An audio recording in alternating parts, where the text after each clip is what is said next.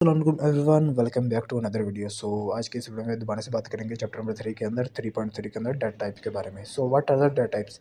Data types के बारे में अगर बात करें तो हम उसको सिंपली कह सकते हैं कि हमारे पास कितनी भी किस्म का डाटा होता है। हमारे पास यूनिवर्स में जितने भी किस्म का डाटा होता है वो किस किस किस्म का होता है। लाइक हमारे पास नंबर डिजिट्स के अंदर डाटा होता है, हमारे पास एबीसी के अंदर डाटा होता है, हमारे पास स्ट्रिंग सेंटेंसेस के अंदर डाटा होता है, ठीक है, डेसिमल के अंदर डाटा होता है, इस तरह का। उन डाटा को हमने स्टोर करना है, ठीक है। उन डाटा टाइप उसके जितने भी डाटा है, ठीक है, उनके कुछ ना कुछ टाइप्स आए थे। लाइक मैंने डेसिमल है, अल्फ़ाबेटिक है, न्यूमेरिक है। ये सारी क्या है, हमारी डाटा टाइप्स है। तो इन डाटा टाइप्स जितनी भी टाइप्स हैं डाटा की, उनको स्टोर करने के लिए हमारे पास डिफरेंट वेरिएबल्स आते हैं। उन डिफरेंट वेरिएबल्स को हमने डिफाइन करना होता है कि इस वेरिएबल के अंदर किस टाइप का डाटा आएगा। वो डाटा टाइप हमारी डिफाइन करती है कि हमारे इस वेरिएबल के अंदर कौन सा डाटा आना चाहिए। हमारे पास लाइक एक वेरिएबल है ए, तो अगर मैं उसको एक इंट टाइप डाटा टाइप दूँ, ठीक है, हमारे पास एक हम आगे आगे पढ़ेंगे कि इंट भी एक डाटा टाइप होती है, जिसका मतलब होता है इंटीजर। अगर हम किसी भी वेरिएबल को इंटीजर टाइप डाटा टाइप देंगे, उसके अंदर हम इंटीजर टाइप ही वैल्यू को स्टोर कर सकते हैं। सो आगे हम पढ़ते हैं कि डाटा टाइप्स के अंदर डिफरेंट टाइप्स आती हैं, जो कि हमारे पास सबसे पहले टेबल के अंदर आप देख सकते हैं कि हमारे पास एक इंट होता है, एक फ्लोट, एक डबल और एक करैक्टर। इंट हमारे पास क्या करने के लिए स्टोर होता है, हमारे पास स्टोर करने के लिए यूज़ होता है न्यूमेरिक वैल्यूज़। फ्लोट हमारे पास होता है रियल वैल्यूज़, लाइक इसके अंदर पॉइंटिंग वैल्यूज़ आ जाती हैं। डबल के अंदर हमारे पास लार्ज रियल वैल्यूज़ है, 1 पॉइंट है, इस तरह की लंबी कोई वैल्यू, ठीक है। करैक्टर के अंदर हमारे पास सिंपल एबीसी, सिंगल एबीसी जो हमारे पास करैक्टर्स होते हैं उनको हम स्टोर कर सकते हैं, ठीक है। और हमारे पास स्ट्रिंग होती है, उसके बारे में हम आगे पढ़ेंगे। 3.3.1 के अंदर हमारे पास आता है integer data type. Integer data types के अंदर हमारे पास डिफरेंट और डाटा टाइप्स होती हैं, जैसे कि यहाँ पर आप टेबल में देख सकते हैं, जो कि हमारे पास इंटीजर डाटा टाइप ऐसे डाटा टाइप होती है जो कि हमारे पास न्यूमेरिक वैल्यू को स्टोर करने के लिए यूज़ होती है। इस टेबल के अंदर आप देख सकते हैं कि हमारे पास डिफरेंट किस्म के इंटीजर डाटा टाइप्स हैं। सबसे पहले जो इंट है, ठीक है, ये जो टेबल है इसको आप याद कर लीजिए, क्योंकि हो सकता है कि मिड के पेपर के अंदर आ सकता है आपको, ठीक है, इसके बारे में आपको कोई ना कोई एमसीक्यू या क्वेश्चन आ सकता है। इंट डाटा टाइप हमारे पास हमारी मेमोरी के अंदर कितनी मेमोरी को यूज़ करता है, ठीक है। अगर हम एक वेरिएबल बनाएं तो वो कितनी हमारी स्पेस लेगा हमारी मेमोरी के अंदर। जो हमारे पास सबसे पहले इंट है इस टेबल के अंदर, वो हमारे पास 2 बाइट्स को यूज़ करता है। शॉर्ट हमारे पास भी 2 को यूज़ करता है। अनसाइंड, इंट, लॉन्ग और इनकी सब की लिखी हुई है कितनी ये बाइट्स को यूज़ करते हैं। आगे इनकी रेंजेस है। रेंजेस क्या है कि इसके अंदर हम किस किस न्यूमेरिक का मैक्सिमम वैल्यू और किस न्यूमेरिक की मिनिमम वैल्यू को स्टोर कर सकते हैं। लाइक यहाँ पर अगर आप इंट को देखें तो यहाँ पर रेंज लिखी है फ्रॉम -32,000 टू 32,000। मतलब कि अगर हम 33,000 वैल्यू को लिखें तो वो हमारे इंट के अंदर स्टोर नहीं होगी, या हम शॉर्ट के अंदर लिखें तो शॉर्ट के अंदर स्टोर नहीं होगी। वो क्या होगी, हमारे ओवरफ्लो हो जाएगा और दूसरी एक फ़्लो हो जाएगा, ठीक है। उसके बारे में हम पढ़ेंगे आगे कि ओवरफ्लो क्या होता है और अंडरफ्लो क्या होता है। ये हमारे पास कुछ रेंजेस है। इनमें इस हद तक की वैल्यू को हम स्टोर कर सकते हैं, इससे ज़्यादा की वैल्यू या इससे कम की वैल्यू को हम स्टोर नहीं कर सकते। हमारे पास अनसाइंड आता है 0 से लेके 65,000 तक, ठीक है। लॉन्ग के अंदर -2 बिलियन से लेके 2 बिलियन तक इस तरह की वैल्यूज़ आ सकती हैं।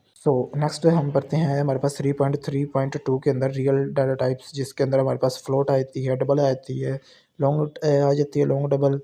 इनके अंदर भी इनके बाइट्स लिखे हैं कि ये कितने बाइट्स यूज़ करते हैं। ये हमारे पास सिंपल एमसीक्यू टाइप क्वेश्चंस के अंदर आ जाते हैं, इसको भी आप याद कर लीजिएगा।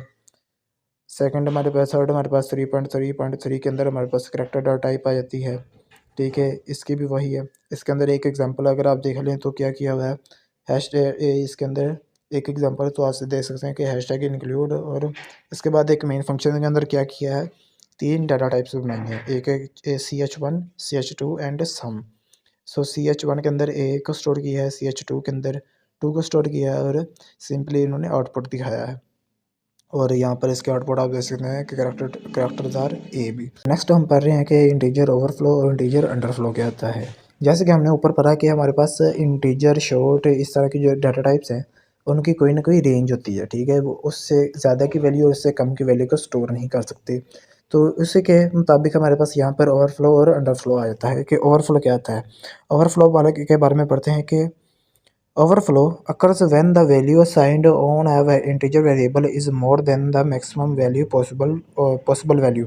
कि हमारे पास अगर शॉर्ट वेरिएबल था, ठीक है, शॉर्ट डाटा टाइप थी, तो उसके अंदर हम -32,000 से लेके +32,000 तक की वैल्यू को स्टोर कर सकते थे।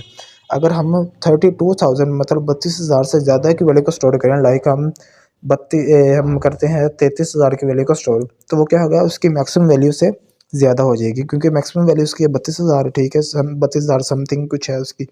तो अगर हम उससे ज़्यादा 33,000 की वैल्यू को स्टोर करेंगे, तो वो क्या करेगा, ओवरफ्लो कर जाएगा, ठीक है। और अंडरफ्लो इससे के उल्ट है कि अगर हम मिनिमम वैल्यू से कम की वैल्यू को स्टोर करेंगे, तो वो अंडरफ्लो हो गया, ठीक है। सो इससे हमारे पास एक एग्जांपल आई थी, 3 प्रोग्राम आया था मेरे पास 3.1 के अंदर, कि इन्होंने क्या सिंपल किया है, एक शॉर्ट वेरिएबल लिया है, उसके अंदर 32,767 की वैल्यू स्टोर किया है, और फिर जो कि उसकी मैक्सिमम वैल्यू है शॉर्ट वेरिएबल की। फिर उसमें एक प्लस करके देखा कि अब उसकी वैल्यू क्या होगी, क्योंकि वो तो ओवरफ्लो कर जाएगा।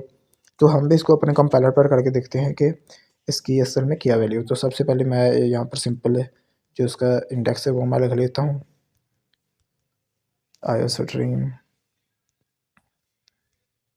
और यहाँ पर मैं यूजिंग नेम स्पेस std और सिंपल मेरा एक फंक्शन स्टार्ट करता हूँ।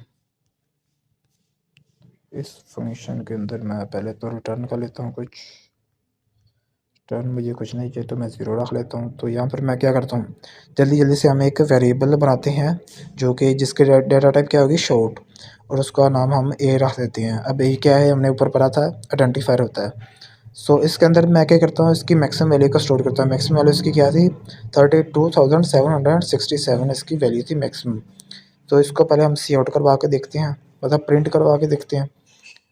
तो यहाँ पर आप देख सकते हैं कि जो कि इसके अंदर की वैल्यू थी हमारे वेरिएबल के अंदर, वो उसने शो करवा दी है, क्योंकि क्या थी वैल्यू 32,767। सो अगर हम क्या करें, इसके अंदर एक और प्लस कर दें, ठीक है, तो मैक्सिमम वैल्यू से ज़्यादा होगी, ठीक है। मैक्सिमम वैल्यू थी 32,767, तो अब वैल्यू एक ज़्यादा हो गई, मैक्सिमम वैल्यू से ज़्यादा हो गया, तो यहाँ पर क्या हुआ, ओवरफ्लो हो गया।